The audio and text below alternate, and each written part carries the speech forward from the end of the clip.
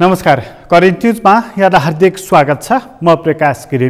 Current न्युजमा हामी कुनै पनि विषयवस्तु उठान मात्र गर्दैनौँ, यसको चिरफार अनि विश्लेषण पनि गर्ने गर्दछौँ। कोरोना भाइरसको सङ्कटले अहिले राष्ट्रमाथि ठुलो विपत्ति आइपरेको छ। 5000 भन्दा बढी मानिसहरूको मृत्यु भइसकेको छ र यति ठुलो सङ्ख्यामा मृत्यु हुँदाखेरि बालबालिकाहरू यो चरणमा निकै प्रभावित भएका छन्। मृत्यु सङ्ख्या, सङ्क्रमित सङ्ख्या, यसले बालबालिकाहरूमा निकै ठुलो असर परेको देखिन्छ। यस्तो अवस्थामा कोरोनाको सङ्क्रमणबाट अहिले हायल कायल भएको बेलामा केही तथ्याङ्कहरू, केही सूचनाहरूले सरकार अलिकति कोरोना सङ्क्रमण कम हुँदै गएको हो कि भनेर मक्ख परेको देखिन्छ। विज्ञहरू चाहिँ खुसी हुने बेला होइन यो भनेर सचेत गराइरहेका छन्।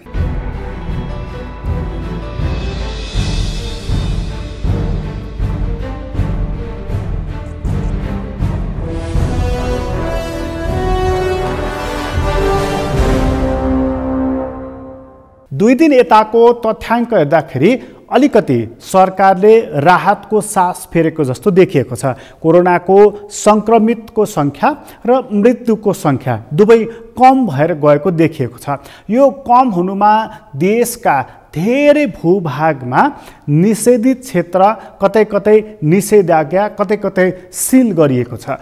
यस कारणले कोरोनाको सङ्क्रमण कम भएको प्रष्टै बुझ्न सकिन्छ। तर पहाडी इलाकातर्फ पनि कोरोनाको सङ्क्रमण फैलिँदै गएको छ, मृत्युको सङ्ख्या पनि बढिरहेको छ र एउटा युवा वयकै मानिसहरूको पनि जब मृत्यु भइराखेको छ कोरोना सङ्क्रमणकै कारणले भने यसले चिन्तित नतुल्याउने कुरिरहेको छैन। त्यस कारणले कोरोनाको सङ्क्रमितहरूको सङ्ख्या कम भयो भनेर खुसी हुने यो बेला होइन भनेर विज्ञहरू बताइरहेका छन्। दोस्रो लहर अहिले हामी भोगिरहेका छौँ, तेस्रो, चौथो, पाँचौँ लहरसम्म पनि आउन सक्छ भनेर विज्ञहरूले पक्ष पनि गरेका छन्। यदि भ्याक्सिनलाई सर्वसुलभ बनाइएन भनेदेखि र अस्पतालहरूलाई ठुलो सङ्ख्यामा बिरामी हुँदाखेरि पनि सहज रूपमा उपचार गर्न सक्ने अवस्थाको बनाइएन भनेदेखि यसले निकै ठुलो खतरा ल्याउन सक्छ भनेर उनीहरू खतराको घन्टी बजाइरहेका छन्, रेड एलर्ट देखाइरहेका छन्। सरकारलाई कति छोएको छ प्रश्न गम्भीर रूपमा उठेको छ। यो प्रश्न सँगसँगै कोरोनाको सङ्कटबाट जोगिनको लागि भनेर अहिले जसरी अक्सिजनको हाहाकार भइराखेको छ, घर घरमा मानिसहरूले अक्सिजनको सिलिन्डर जोहो गरेको पनि देखिएको छ। डाक्टरहरूले बताइरहेका छन् कि घर घरमा कोरोनाको सङ्क्रमणबाट जोगिनको लागि, श्वास प्रश्वास गर्नको लागि सहज होस् भन्नको लागि अक्सिजन प्रयोग व्यक्ति स्वयंले गर्दाखेरि यसले अप्ठ्यारो, खास गरी मृत्युको जोखिम बढाइरहेको छ भनेर स्वयं श्वास प्रश्वास सम्बन्धी विज्ञ डाक्टरहरू बताइरहेका छन्। यो कुरा विज्ञहरूले बताउने कुरा हो। यसले ल्याएको जोखिमको बारेमा मूल्याङ्कन उनीहरूले गर्ने कुरा हो। तर सरकारले चाहिँ यसको इन्तजाम गर्ने कुरा हो। इन्तजाम गर्दाखेरि सिसिएमसीको बैठक बसेर स्वास्थ्य सङ्कटकाल लगाउने कि चर्चा चुलिन थालेको छ। गैर सरकारी क्षेत्रबाट पनि यो आवाज उठ्न थालेको छ र यो आवाज उठिँदै जाँदा फेरि सङ्कटकालको कुरा उठ्दै जाँदाखेरि यसबिचमा गर्नुपर्ने तयारीहरू चाहिँ के हो? तेस्रो, चौथो लहर पनि आयो भनेदेखि गर्ने चाहिँ के हो? त्यस कारणले पनि सजग हुनु परेको छ, चनाखो हुनु पर्नेछ। अहिले त निषेधाज्ञा लगाइएको छ।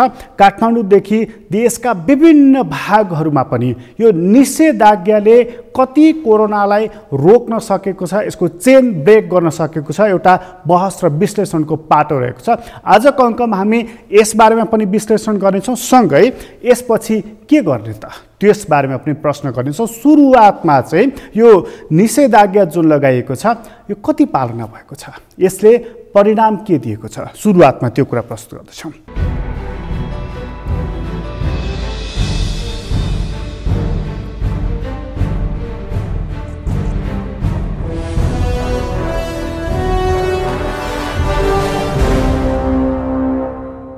नियमित रूपमा हामीले यो निषेधाज्ञाको प्रभावकारी कार्यान्वयनको लागि अनुगमन पनि गरिरहेका छौँ। अहिले हामीले विभिन्न स्थानको चेक गर्दै अहिले यो नदीमा आइसकेका छौँ।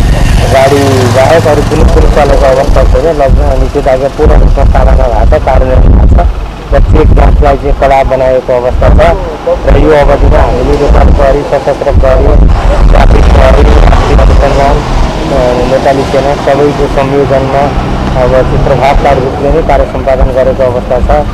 नेपाल प्रहरीले अब यो मास्क नलाउनेदेखि लिएर व्यक्तिहरूलाई करिब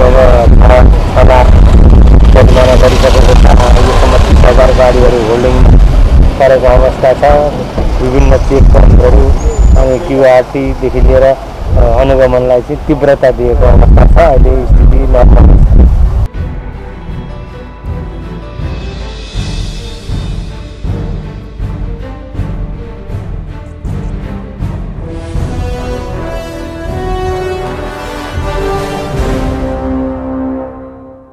कोरोना नियन्त्रण गर्नको लागि मानिसहरूको आवत जावत नहोस्, एक व्यक्तिबाट अर्को व्यक्तिसँगको भेटघाट, सम्पर्क, सम्बन्ध नहोस् भनेर नै निषेधाज्ञा लगाइएको हो। निषेधाज्ञा एक किसिमले प्रभावकारी देखिएको छ। निषेधाज्ञामा मानिसहरू स्वयंले पनि सचेत भएर आफूलाई संयमित राखेका छन्, जसले गर्दाखेरि यो नियन्त्रित हुँदै गइरहेको छ। तर निषेधाज्ञा खुलेको भोलिपल्टको अवस्था के हुने? अहिले गाउँ गाउँमा, घर घरमा, टोल टोलमा जहाँ सिल गर्नुपर्ने अवस्था बनिराखेको छ र सङ्क्रमण भएको छ, तर मानिसहरूले आफ्नै ढङ्गले त्यसलाई व्यवस्थापन गरिरहेका छन्। त्यो स्थिति विस्फोटको अवस्थामा पुग्दाखेरि त्यसले ल्याउन सक्ने खराबभन्दा खराब नतिजा के हुन सक्छ? हामीले ध्यानपूर्वक हेर्नुपर्ने विषय यही नै रहेको छ।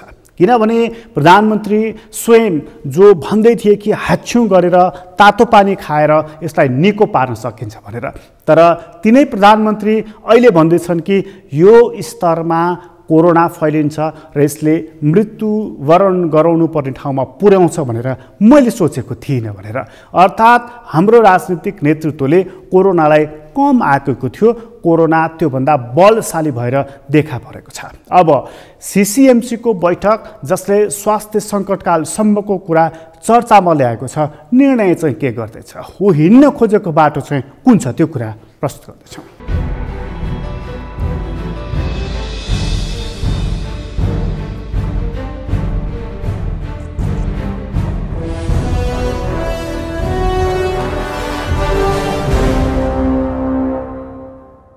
अहिलेको महामारीको विरुद्ध लड्न हामीलाई केही थप कानुनी संरचनाहरू आवश्यक भएको महसुस भएको छ। संक्रामक रोग ऐन 2020 का प्रावधानले मात्रै नपुग्ने भएको हुनाले त्यस विषयमा आवश्यक तयारी गर्नको लागि कानुन मन्त्रालय र सम्बद्ध अरू निकायहरूलाई भनिएको छ। यसका अलावा अत्यावश्यकीय सामग्रीहरू, खास गरेर अक्सिजन प्लान्टहरू, कन्सेन्ट्रेटरहरू, सिलिन्डरहरू र खोपको तत्काल आपूर्तिका लागि चाहिँ सम्बन्धित निकायहरूलाई अझ तदारुकताका साथ काम गर्न निर्देशन पनि गरिएको छ र त्यसका लागि जहाँ जहाँ अहिलेका हाम्रा केही कठिनाइहरू छन्, कानुनी बाधाहरू छन्, तिनीहरूलाई हटाउँदै अगाडि बढ्ने भन्ने कुरा गरेको छ। अक्सिजन पनि नपाएर मान्छे मर्नुपर्ने अभिशप्त एउटा अवस्था चाहिँ कसरी पार पाउने? बिस्तारै त्यसलाई हामीले समाधान गरिरहेका छौँ। खास गरेर अहिले 3वटा समस्या हो हामीसँग। एउटा उत्पादन कमी छ, त्यो उत्पादनलाई बढाउन देशभित्र रहेका अक्सिजन प्लान्टहरूलाई फुल क्यापेसिटीमा चलाउने, त्यसका लागि उद्योगीहरूलाई केही प्रोत्साहन पनि दिने, त्यसका लागि विद्युतको डिमान्ड चार्ज लगायतका कतिपय कुराहरू छुट दिने निर्णय भएको छ। त्यसलाई 100% क्यापेसिटीमा हामी चलाउँछौँ। दोस्रो,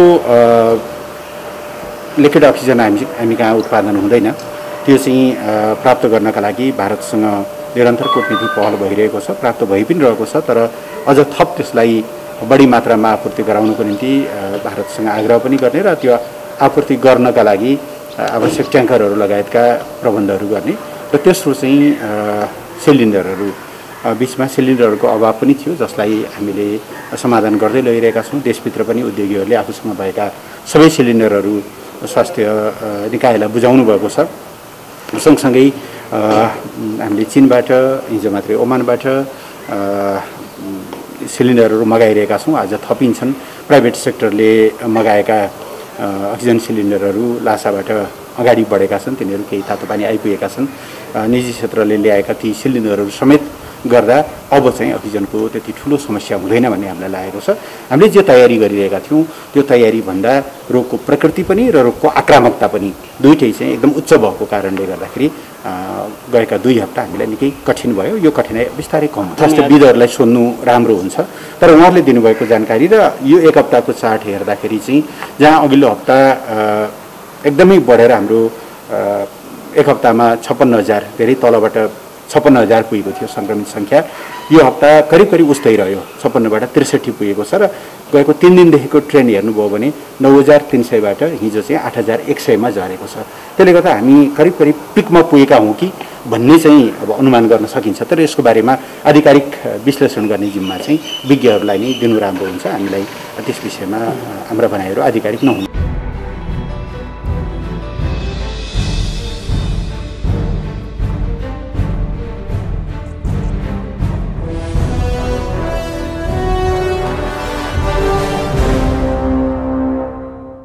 कोरोना सङ्क्रमणलाई हल्का नल्याउँ, जसलाई कोभिड भएको छ, ती मानिसहरू भनिरहेका छन् बलियो छु भनेर, युवा छु भनेर, अनि कुनै अन्य रोग लागेको छैन भनेर खुसी हुने, ढुक्क हुने त्यो अवस्था छैन भनेर। एकपटक कोरोना लागिसकेपछि त्यसले नराम्ररी गाँच्छ, नराम्ररी गाल्छ, ती मानिसहरू बताइरहेका छन्।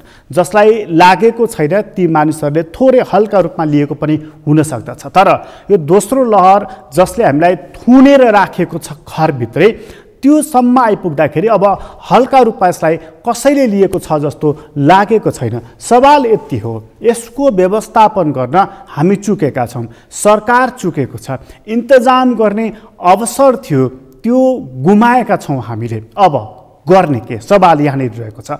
अक्सिजनको प्लान्टहरू किन नबनाउने, अक्सिजनका सिलिन्डरहरूको व्यवस्थापन किन नगर्ने, मानिसहरूलाई अक्सिजन दिनुपर्ने अवस्था जुन अहिले बनिराखेको छ त्योभन्दा पहिले नै उनीहरूलाई किन जोगिनेबाट हामीले जोगिने अवस्था निर्माण नगर्ने सवाल यहाँनिर खडा भइरहेको छ। हामी सबैलाई थाहा छ यसको लक्षणको बारेमा, यसको सङ्क्रमणको दरको बारेमा, यसले पार्न सक्ने असरको बारेमा, तर रोक्न हामी सकिरहेका छैनौँ। के कारणले त यो महत्त्वपूर्ण सवाल रहेको छ र यो महत्त्वपूर्ण सवालको एउटै उत्तर छ, राजनीतिक नेतृत्वले अर्थात् सोझै भनौँ सरकारले, राजनीतिक पार्टीहरूले यसलाई प्राथमिकताको पहिलो सूचीमा अहिले पनि राखेका छैनन्। अहिले पनि उनीहरूले जारी गरेको वक्तव्यलाई हेर्ने हो भनेदेखि पहिलो विषय राजनीतिक तहको छ, दोस्रो विषय सङ्कट दलभित्रको निवारणको छ, तेस्रो विषय कोभिडको छ। त्यस कारणले पनि कोभिडले हामीलाई लखेटिरहेको छ, यसले हामीलाई हेपिरहेको छ। अब गर्ने के त सवाल यहाँनिर खडा भएको छ। अब गर्ने कसरी त सवाल यहाँनिर खडा भएको छ। अहिले पनि सबै दलहरू र सरकार सिङ्गोले अभिभावकीय भूमिका किन निर्वाह गर्न सकिरहेका छैनन्? उनीहरूलाई रोकेको छ केसले, रोकेको छ कसले? सवाल यहाँनिर खडा भएको छ। हामी उत्तर दिएर एकछिन पछि आउनेछौँ। अहिले छोटो विश्राम लिँदैछौँ।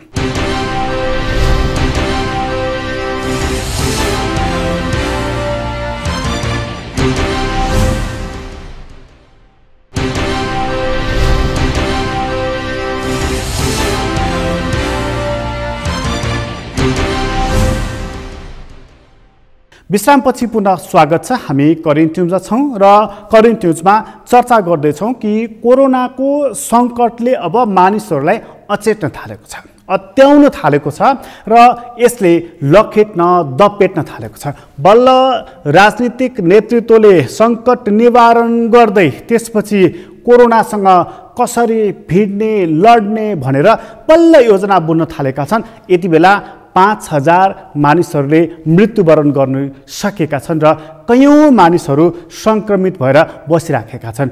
यो बेलामा अब यति बेला हामी अक्सिजन खोज्दैछौँ, अक्सिजन प्लान्टहरू खोज्दैछौँ, अक्सिजन रिफिल गर्ने प्लान्टहरू खोज्दैछौँ र यति बेला खाडी मुलुकदेखि लिएर अन्य मुलुकहरूबाट कसरी सिलिन्डरहरू ल्याउने भनेर बल्ल सोच्न थालेका छौँ। 1 महिना अगाडि हाम्रो सरकारलाई यो कुरा सोच्नको लागि कसले रोकेको थियो? आज आएर स्वास्थ्य मन्त्री भन्दैछन् कि सिनियर डाक्टरहरूले कोभिडको उपचार गरेनन् भनेर। यदि कोभिडको उपचार डाक्टरहरूले गरेनन् भनेदेखि कसले गरे त? राजनीतिक नेतृत्व आफ्नै जुङ्गा तह लगाउँदै बेफुर्सदी थियो। त्यतिबेला भिडिरहेका लडिरहेका तिनै चिकित्सकहरू हुन्। दोष किन थोपरिँदैछ चिकित्सकहरूमाथि? सवाल त त्यहाँनिर पनि खडा भएको छ। त्यसै कारणले प्रमुख प्रतिपक्षी दल नेपाली कांग्रेसका सभापति शेरबहादुर देउवा सुरक्षित हुँदै यसलाई नियन्त्रण गर्न मद्दत गरौँ, अघि बढौँ भनिरहेका छन् र उनी यो हदसम्म कोरोना फैलाउनुमा सरकारलाई नै मुख्य दोषी देखिरहेका छन्।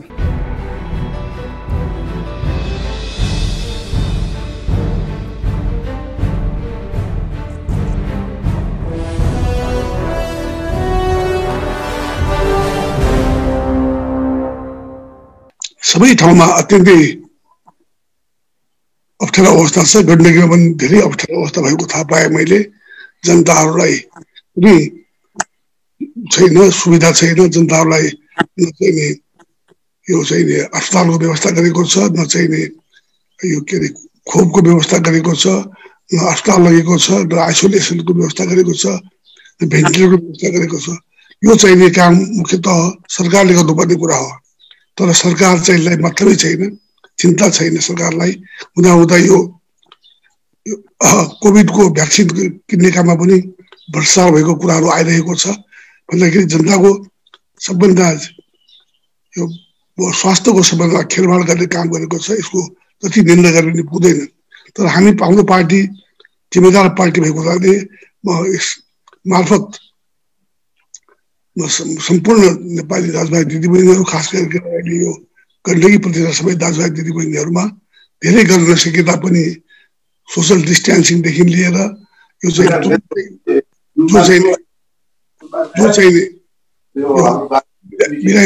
बिरामी परेका छन् त्यसलाई अस्पताल पुर्याउनेदेखि लिएर त्यस्तै चाहिँ अरू काममा पनि लाग्नलाई म हार्दिक अनुरोध गर्न चाहन्छु। र हाम्रा साथीभाइहरूले नै यो चाहिँ आफू पनि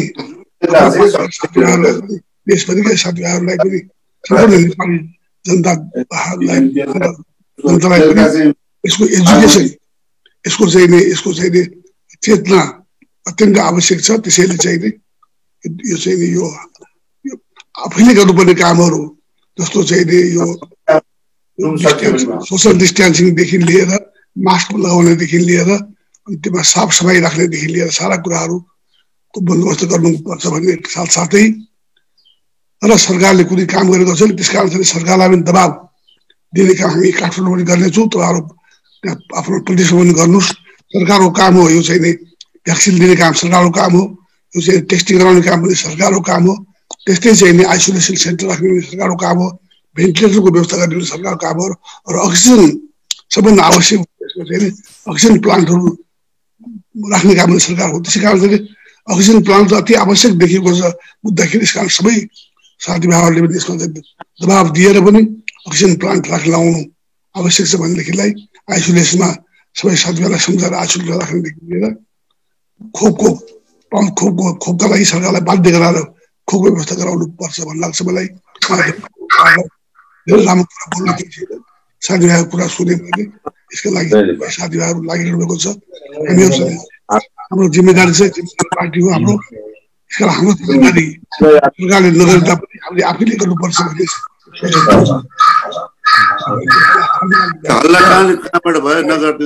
मलाई धेरै अब यहाँ साथीभाइहरूलाई पनि बिहान 10 बजीदेखि सुरु भएको यहाँ 12 बजी लागिसक्यो। त्यसैले चाहिँ धेरै समय लिन चाहन्न। सबै साथीभाइहरूलाई हार्दिक धन्यवाद दिन चाहन्छु र यो चाहिँ यसको पनि सफलता काम गर्न चाहन्छु। र फेरि पनि भन्न चाहन्छु सबै साथीभाइहरूले सरकारलाई पनि घाँस घच्याउने र आफूले सक्ने सहयोग पनि गर्नेका लागि धन्यवाद दिन चाहन्छु।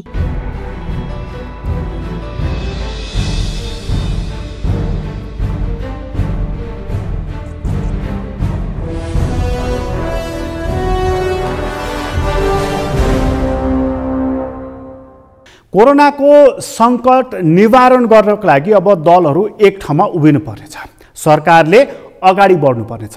बजेटको तयारी गरिरहेको छ सरकारले र यो बजेट एउटा हिसाबले भनिदियो भनेदेखि वितरणमुखी पनि होला, यो बजेट प्रोपोगान्डामुखी पनि होला, किनभने केही समयपछि निर्वाचनको तयारी सम्भवतः सरकारले गरिराखेको छ।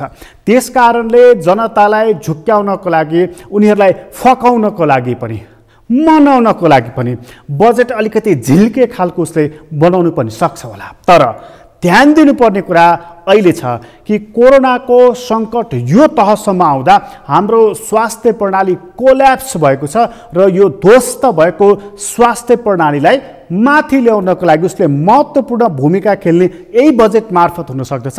यसबारेमा सरकारले आफ्नो मनचिन्ते झोलीबाट योजनाहरू रातो किताबमा हाल्ने कि सर्वपक्षीय छलफल गरिकन बजेटको तर्जुमा गर्ने सवाल यहाँनिर खडा भएको छ। त्यसै कारणले यहाँनिर जुङ्गाको लडाइँ एकले अर्कोलाई तहलाउँछु भन्ने कुरा होइन, राष्ट्रलाई कसरी निर्माण गर्छु भन्ने कुरा चाहिँ क्रिएटिभ माइन्ड लगाउनु पर्नेछ।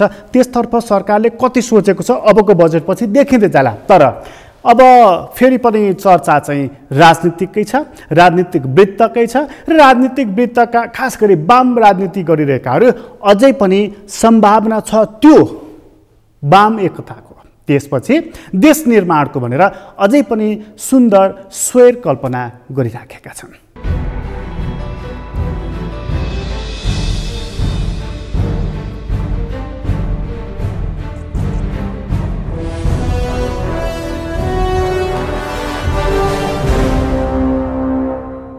हाम्रो उद्देश्यलाई चाहिँ कायमै राख्नुपर्छ।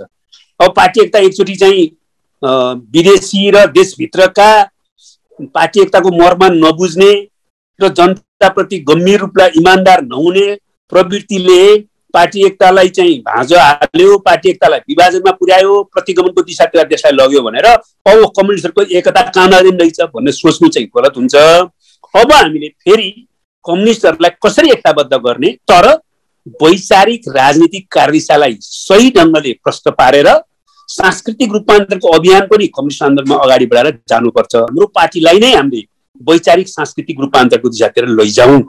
एउटा आजको नयाँ ऐतिह्यको क्रान्तिको नेतृत्व गर्ने कम्युनिस्ट पार्टीको योग्यताको दिशातिर हामी रूपान्तरण गरौँ र त्यस क्रममा वैचारिक राजनीतिक कार्यशालामा मिल्नेहरूसँग फेरि एकताबद्ध गरेर जाउँ। त्यसो भयो भने मात्रै हामीले इतिहासले हामीमाथि सुम्पेको जिम्मेवारी पुरा गर्न सक्छौँ भनेर हामीले सोचेका छौँ। त्यसैले पार्टी एकता गर्नु गल्ती नै थिएन, प्रक्रियागत रूपमा केही कमी कमजोरी भयो होला। पार्टी एकता गरिसकेपछि समयमै हामीले जुन जुन कुरामा ध्यान दिनु पर्थ्यो त्यसमा हाम्रो कमजोरी भए। अहिले हामीले त्यस्तो कमजोरीलाई सच्याउन प्रयत्न गर्दाखेरि विदेशी र यहाँभित्रका चाहिँ प्रतिगामी वा कम्युनिस्ट आन्दोलन विसर्जनी शक्तिहरूको कारणबाट अहिले एउटा नकारात्मक चुनौतीको हामीले सामना गर्नु परेको छ। तर हामी हिम्मत हार्दैनौँ, कम्युनिस्टहरूले हिम्मत हार्नु हुँदैन। फेरि हामीले बाह्य शक्तिहरूको हस्तक्षेपबाट देशको स्वाधीनताको रक्षा गर्ने, हामीले प्रतिगमनको दिशातिर देशलाई लैजान नदिने, हामीले कम्युनिस्ट आन्दोलनलाई फेरि एकीकरण गर्ने दिशातिर लैजाने। तर त्यसको निम्ति पहिला वैचारिक राजनीतिक लाइनमा प्रस्तुत हासिल गर्दै आफ्नो पार्टीलाई त्यसमा सांस्कृतिक रूपान्तरण पनि गर्दै अनि सबै कम्युनिस्ट क्रान्तिकारीहरूसँग एकता गर्ने र अरू सबै लोकतान्त्रिक शक्तिहरू देशभक्त शक्तिहरूसँग पनि संयुक्त मोर्चा गरेर अगाडि बढ्नुपर्छ भन्ने ठानेका छन्।